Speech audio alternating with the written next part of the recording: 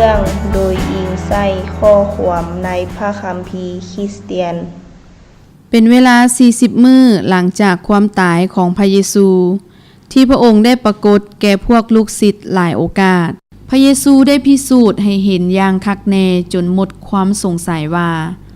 พระเยซูได้เป็นคืนมาจากตายและมีชีวิตอยู่พระเยซูก็ได้สนทนากับพวกเขาถึงอาณาจักรของพระเจ้าในโอกาสหนึ่งพระเยซูได้สั่งพวกเขาดังนี้จงคอยท่าหับของประทานให้ทีพระบิดาของเฮาได้สัญญาไว้และตามที่เฮาได้บอกพวกเจ้าไว้นั่นโยฮันได้ให้พวกเจ้าหับศีลจุ่มน้ำด้วยน้ำแต่อีก 2-3 มื้อพวกเจ้าจะได้หับการจุ่มด้วยพระวิญญาณบริสุทธิ์พระเยซูเว้าอีกว่าเมื่อพระวิญญาณบริสุทธิ์ลงมาถึงพวกเจ้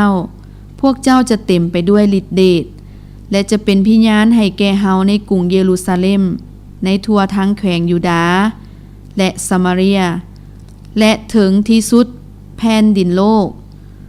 หลังจากเว้าเส้นนี้แล้วพระเยซูก็ถูกหับขึ้นสู่สวรรค์ต่อหน้าต่อตาของพวกเขาจนเมฆมาบังลับพระเยซูไว้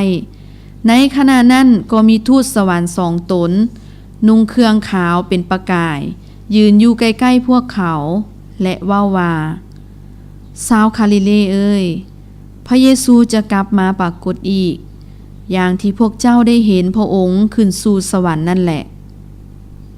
แล้วพวกลูกศิษย์ก็ได้กลับยังกรุงเยรูซาเล็มพวกเขาก็ขึ้นไปในห้องสั้นถึงบอนที่พวกเขาเคยพักเซาพวกเขามีน้ำกันทั้งพวกลูกศิษย์ครบ11 คนอยู่ที่นั่นก็มีพวกผู้หญิงมาริอาแม่ของพระเยซูและพวกน้องชายของพระเยซูด้วยคนเหล่านี้ทั้งหมดได้ร่วมใจการอ้อนวอนอย่างสม่ำเสมอ